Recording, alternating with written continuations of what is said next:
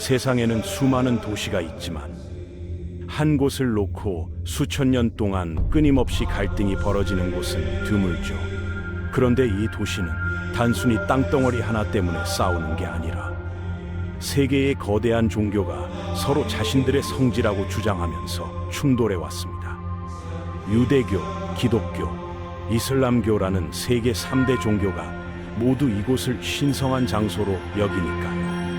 이 때문에 이 도시는 역사상 42번이나 주인이 바뀌었고 지금도 분쟁의 한가운데 서 있습니다. 대체 어떤 도시가 이렇게까지 많은 사람들의 마음을 사로잡았을까요? 오늘은 바로 이 도시 예루살렘의 이야기를 시작해 보겠습니다.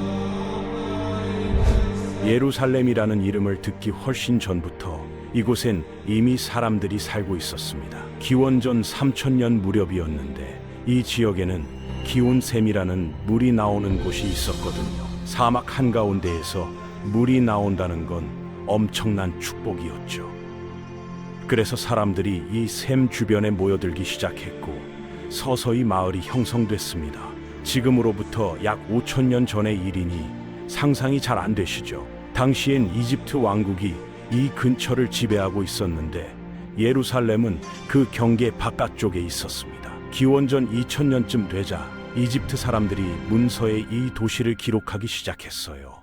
그들은 이곳을 루살리움이라고 불렀다고 합니다. 그 시절 이곳엔 가나안 사람들이 살고 있었고 그들은 귀중한 물을 지키려고 마을 주변에 커다란 돌담을 쌓아 올렸습니다. 시간이 흐르면서 이집트의 영향력이 더 커졌고 기원전 1500년경엔 아예 이곳이 이집트 속국이 되어버렸죠. 이집트 제국의 영토는 사하라 사막부터 지금의 터키 국경 근처까지 펼쳐졌으니 엄청난 규모였습니다.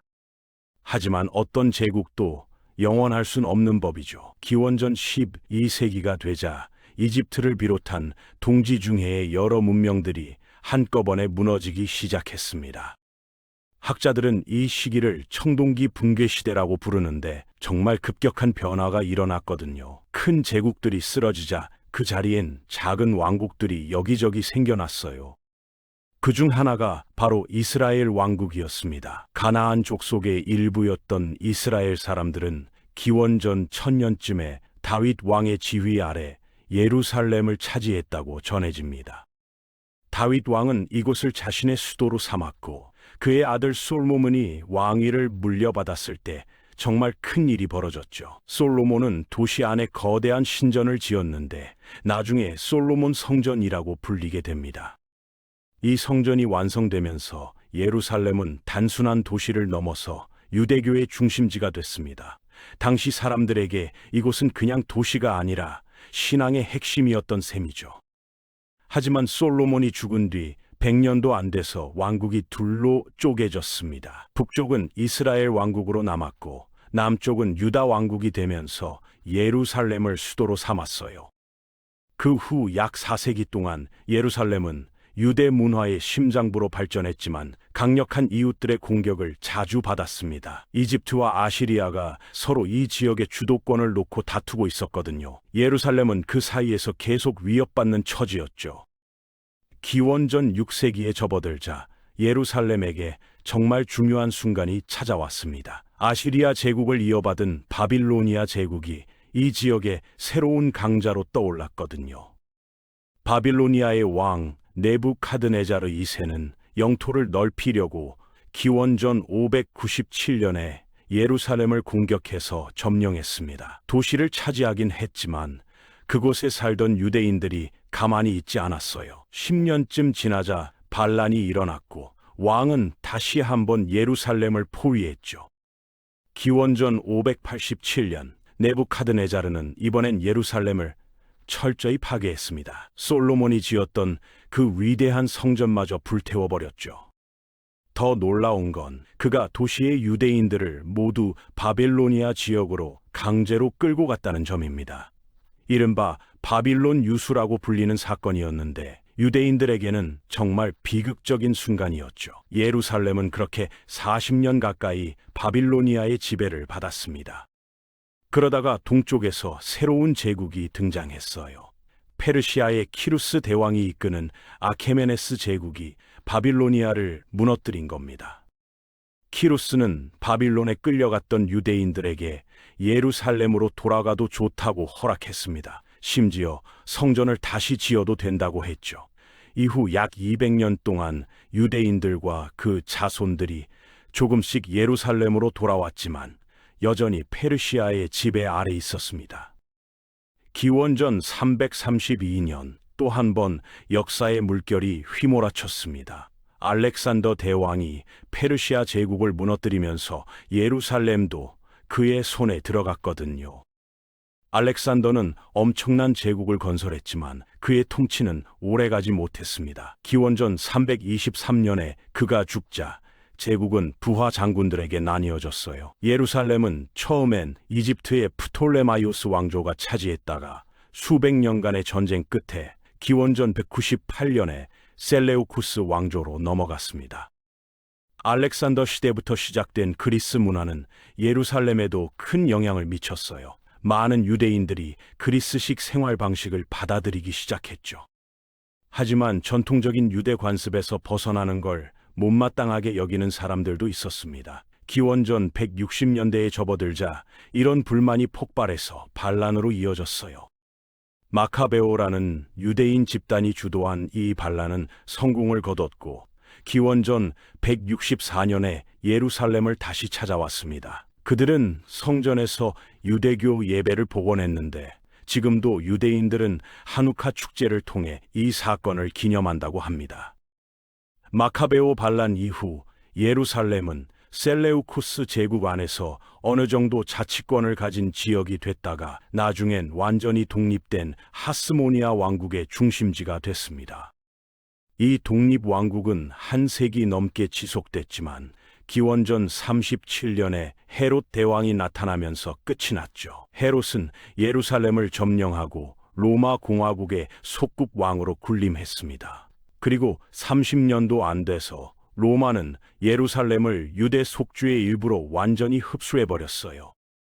로마 시대의 예루살렘은 여전히 유대교의 핵심 도시였지만 로마의 직접 통치를 받았습니다. 유대인들은 로마의 지배에 불만이 많았고 결국 서기 66년에 대규모 반란이 터졌어요.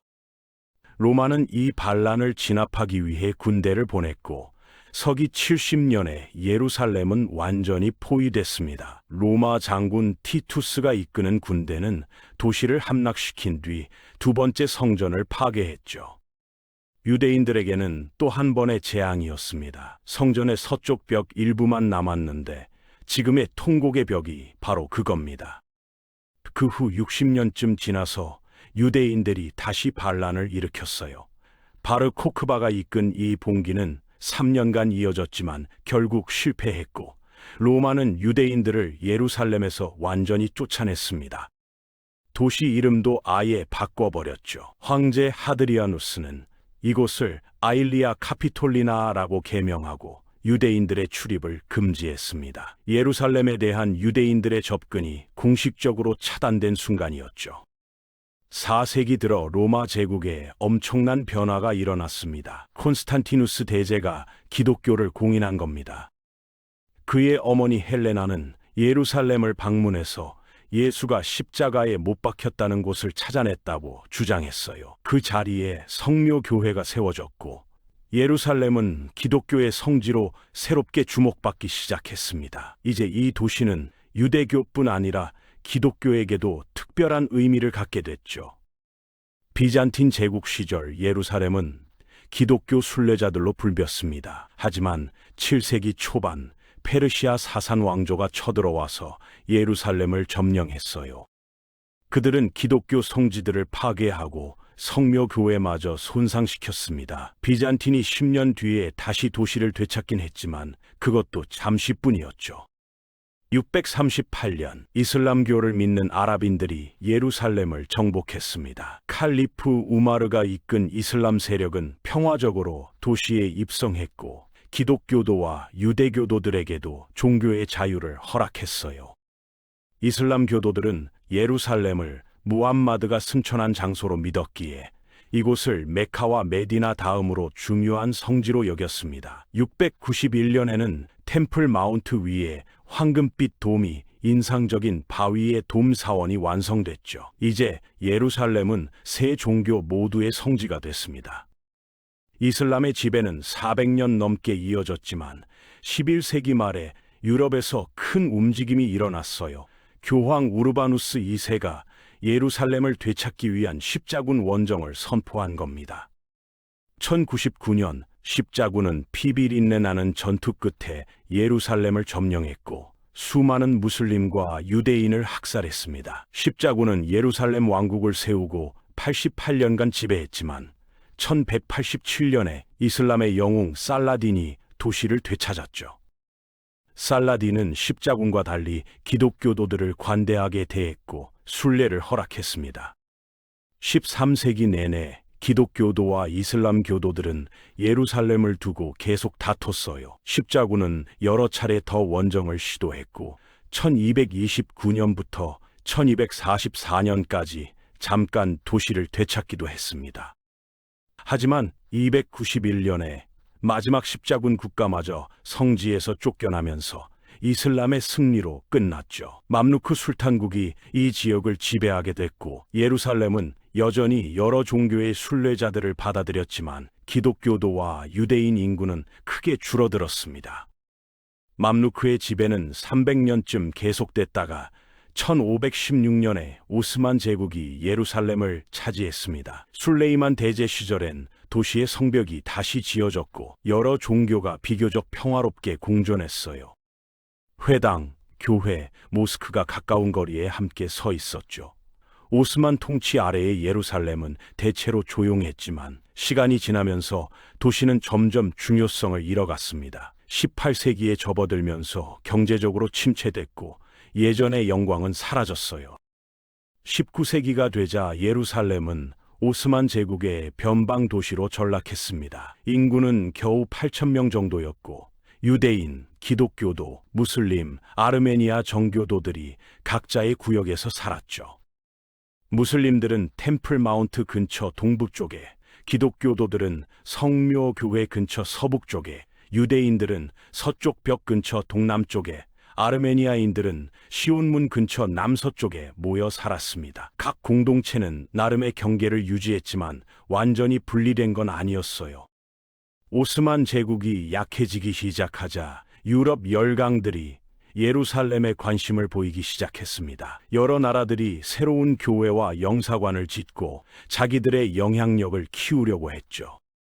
유럽의 유대인들도 예루살렘으로 돌아오기 시작했는데 특히 동유럽에서 박해를 피해온 사람들이 많았습니다. 1860년대가 되자 예루살렘은 1제곱킬로미터 안에 사람들이 빽빽하게 들어차서 새로운 지역 개발이 필요했어요. 러시아는 정교회 교회와 영사관, 순례자 숙소를 갖춘 큰 단지를 성벽 밖에 지었습니다. 유대인 정착촌도 옛 도시 바깥에 생겨나기 시작했는데 모세스 몬테피오리 같은 인물들이 유대인들에게 조상의 땅으로 돌아와서 새로운 국가를 세우자고 호소했거든요. 1882년까지 약 2만 5천 명의 유대인 이민자들이 도착했고 이 지역의 종교 구성이 크게 바뀌었습니다. 20세기가 시작되면서 오스만 제국의 몰락이 가속화됐어요. 제1차 세계대전이 터지면서 운명이 결정됐죠. 1917년 영국군이 오스만으로부터 예루살렘을 빼앗아 3년간 군정을 실시했습니다. 그런데 영국은 같은 해에 벨푸어 선언을 발표해서 팔레스타인에 유대인 국가를 지지한다고 약속했어요. 문제는 전쟁 중에 아랍인들에게도 독립국가를 약속했다는 점이었죠. 서로 모순되는 두 약속을 조정하려고 영국은 1920년에 팔레스타인 위임 통치령을 만들었고 1922년엔 국제연맹으로부터 공식 승인을 받았습니다.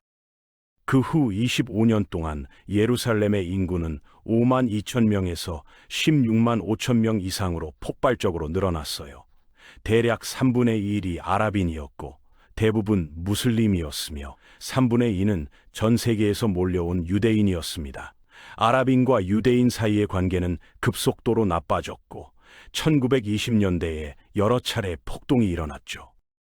1930년대와 1940년대를 거치면서 긴장은 더욱 고조됐습니다. 결국 1947년 12월 29일 유엔 총회가 팔레스타인을 유대인 국가와 아랍인 국가로 분할하기로 결정했어요.